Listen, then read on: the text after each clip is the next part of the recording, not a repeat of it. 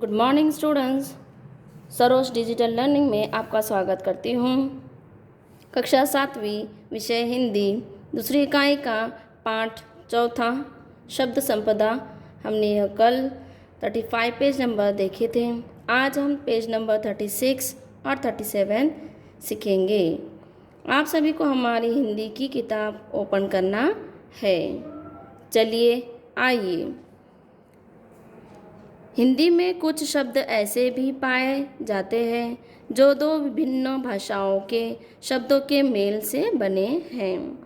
अब वे शब्द हिंदी के ही बने हैं, जैसे हिंदी संस्कृत से वर्षगांठ, मांगपत्र, हिंदी अरबी फारसी से थानेदार, किताब घर, अंग्रेजी संस्कृत से रेल यात्री, रेडियो, तरंग, अरबी फारसी अंग्रेजी से बीमा पॉलिसी आदि।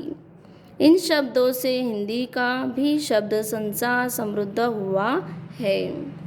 कुछ शब्द अपनी माँ के इतने लाडले होते हैं कि वे मातृभाषा को छोड़कर औरों के साथ जाते ही नहीं। क्या दिखा रहा है यहाँ पर कि जो हमारी मातृभाषा होती है, कुछ लोग ऐसे होते हैं कि वो अपनी मातृभाषा को, हमारी मदर टंग को छोड़ना नहीं चाहते, उसी में वो रहते हैं, दूसरी भाषाओं का उपयोग करते हैं क्या? नहीं। कुछ शब्द बड़े बिंदास होते हैं, वे किसी भी भाषा में जाकर अपने लिए जगह बना ही लेते हैं। कुछ शब्द ऐसे होते हैं बिंदास, निडर होते हैं ना, कि वो दूसरी जगह जाकर, दूसरी भाषा में जाकर क्या अपनी जगह बना लेते हैं। शब्दों के इस प्रकार बाहर जाने और अन्य अनेक भाषाओं के शब्द के आने से हमारी भाषा समृद्ध होती है। क्या कह रहा है? शब्द जो है बाहर जाकर और अन्य भाषाओं में मिलकर है ना, क्या हो जाते हैं? समृद्ध हो जाते हैं। विशेषतः वे शब्द जिनके लिए हमारे पास प्रतिशत शब्द नहीं होते, बहुत हजारों है ना, ऐसे हजारों शब्द जो अंग्रेजी, पुर्तगाली, अरबी, फारसी से आए हैं। क्या कह रहे हो?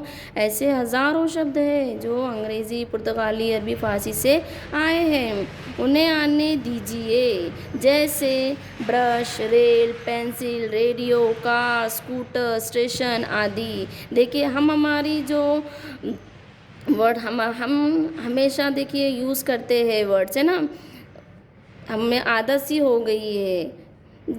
जैसे कि हम रेल कहते हैं, पेंसिल कहते हैं ना, रेडियो कहते हैं, स्कूटर कहते हैं, है ना, हम क्या करते हैं हमेशा में हमारी हिंदी जो भाषा है उसके अंदर, जो हमारी हिंदी भाषा है उसको ना यूज़ करते हुए उसके अंदर हम क्या करते हैं, ये ऐसे हमारे जो वर्ड्स हैं इसको अंग्रेज़ी वाले यूज़ कर लेते हैं ना, जैसे अभी हम परंतु जिन शब्दों के लिए हमारे पास सुंदर शब्द हैं उनके लिए अन्य भाषाओं के शब्द का उपयोग नहीं होना चाहिए। क्या कह रहे हो? जब हमारे पास सुंदर शब्द है तो दूसरी भाषा के जो उपयोग हम करते हैं वो नहीं करना चाहिए ना। हमारे पास माँ के लिए, पिता के लिए सुंदर शब्द है, जैसे माई, अम्मा, बाबा, अक्का, अन्ना, दादा, बापू आदि। देखिए है ना, हमारे हिंदी भाषा के अंदर हम ये वर्ड्स यूज़ करते हैं क्या? शब्द यूज़ करते हैं क्या? नहीं, बहुत कम है ना। मम्मी, डैडी, आंटी, अंकल ऐसे कहते हैं। अब उन्हें छोड़ मम्मी डैडी कहना अपनी भाषा के सुंदर शब्दों को अपमानित करना है। क्या कह रहे हैं? वो जो हमारे जो हिंदी के जो शब्द है उनको हम क्या कर रहे हैं? अपमानित कर रहे हैं। हमारा पेज नंबर 37 पर आइए, 37 पर। हमारे मुख से उच्चारित शब्द हमारे चरित्र, बुद्धिमत्ता, समझ और संस्कारों को दर्शाते हैं। इसीलिए शब्दों के उच्चारण के पूर्व हमें सोचना चाहिए। अब मुख यानी कि क्या? हमारा चेहरा है ना, हमारे चेहरे से ही हमारे क्या समझ में आता है ना कि वो क्या कहना चाह रहा है, क्या करना चाहता है ना। जो हम वर्ड्स यूज़ करते हैं, उच्चारण करते हैं, बोलते हैं ना, तो हमें क्या करना चाहिए? सोच समझ कर बोलना चाहिए, है ना। उससे ही हमें, अगर हम सोचेंगे नहीं समझेंगे नहीं तो हमारे से उससे हमारा समझ में आता है हमारी बुद्धि कैसी है, हमारी समझ कैसी है। हमारे संस्कार, हमारे जो पेरेंट्स ने हमें, हमारे जो माँ बाप ने हमें जो संस्कार दिए हैं ना, जैसी परवरिश करे है ना, तो वो उससे ही हमें समझ में आ जाता है कि वो कैसा बच्चा है, कैसा है। कम से कम शब्दों में अर्थपूर्ण बोलना और लिखना एक कला है। क्या कह रहे हैं वो, कि कम से कम जो शब्द रहते हैं, जैसे कम से कम शब्दों में, है ना, अर्थपूर्ण यानी कि मीनिंगफुल बोलना, मीनिंगफुल बोलना और लिखना एक कला है। मीनिंगफुल बोलना और जो लिखना, राइटिंग का जो वर्क रहता है, वो एक क्या है, कला है, कम से कम शब्दों में।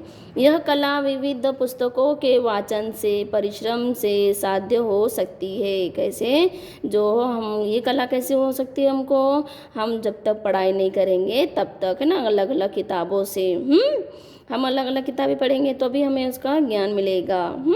मात्र एक गलत शब्द के उच्चारण से वर्षों की दोस्ती में दरार पड़ सकती है। क्या कह रहे हैं वो, अगर हमने एक गलत शब्द भी कह दिए तो हमारी जो पुरानी सालों से जो दोस्ती है ना, तो वो क्या हो जाएंगी, उसमें दरार आ जाएगी। अब किसी समय इसके सामने किस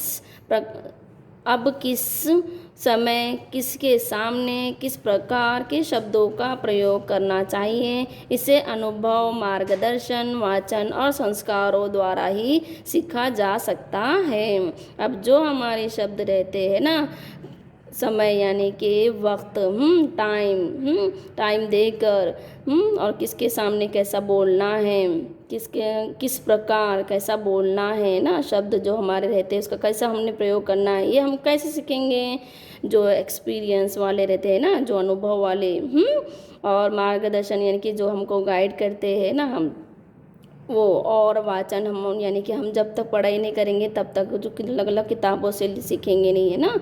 और संस्कार जो है हमारे जो पेरेंट्स हमको देते हैं ना, इससे हमको क्या करना चाहिए, सीखना चाहिए।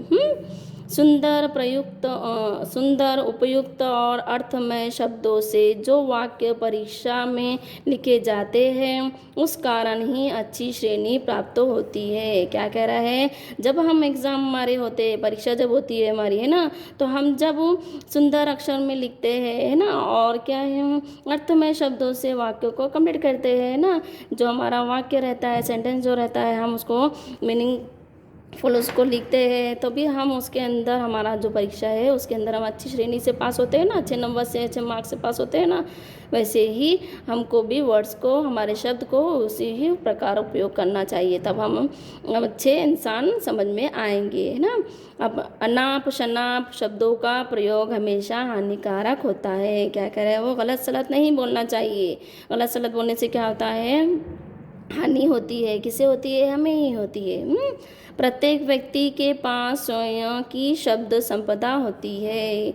इस शब्द संपदा को बढ़ाने के लिए साहित्य के वाचन की ज़रूरत होती है। क्या कह रहे हो, शब्द संपदा बढ़ाने के लिए हमें क्या करना चाहिए, अलग अलग जो किताबें रहती है उसकी पढ़ाई करना चाहिए। शब्दों के विभिन्न अर्थों को जानने के लिए शब्दकोश की भी ज़रूरत होती है। अब देखिए, अलग जब हम शब्द यूज़ करते हैं ना, अब उसका हमको मीनिंग मालूम होना चाहिए, है ना, तो हम वो मीनिंग कैसे लेंगे, डिक्शनरी से मालूम करते हैं ना। अब एक शब्द के अलग अलग बहुत सारे क्या होते हैं, मीनिंग होते हैं ना, अर्थ होते हैं, तो उसको हमने कहाँ से सीखना चाहिए, कोश से लेना चाहिए, सीखना चाहिए। शब्दकोश का एक पन्ना रोज एकाग्रता से पढ़ोगे तो शब्द संपदा की शक्ति का पता चल जाएगा। क्या कह रहे हो, डिक्शनरीज के अंदर से हमें एक रोज़ क्या करना चाहिए, पेज को रीड करना चाहिए, तभी हमको शब्द संपदा की जो शक्ति है वो पता चलेगी। तो अब तय करो कि अपनी शब्द संपदा बढ़ानी है। इसके लिए वाचन संस्कृति को बढ़ाओ, पढ़ना शुरू करो, तुम भी शब्द संपदा के मालिक हो जाओगे। क्या कह रहा है वो, शब्द संपदा आपको बढ़ानी है, और वह कैसे बढ़ाएंगे, वो हमारे वाचन से, रीडिंग से, है ना, और संस्कृति से, है ना, संस्कृति क्या है हमारी, जो हमारे पेरेंट्स हमको बताते हैं, नेचर जो है हमारे, है ना, और जो हमारे कुदरती जो चीज़ें हैं उनसे भी हमको मिलती है सब चीज़ें सीखने के लिए ना। पढ़ना शुरू करो, तुम भी शब्द संपदा के मालिक हो जाओगे। फिर क्या कह रहा है वो, हम भी इसके मालिक हो जाओगे। यह पाठ से हमें यह सीख मिलती है कि हमें अपने जो बड़े हैं उनसे हमको सीखना चाहिए, और जो हम जो भी बोलते हैं वो क्या करना चाहिए, सोच समझ कर बोलना चाहिए। ये कहाँ से मिलेगा, जब तक हम बड़ों से सीखेंगे नहीं तब तक, है ना, और किताबों से। आप सभी को समझ में आ गया होगा ये पाठ। ठीक है, थैंक यू, धन्यवाद।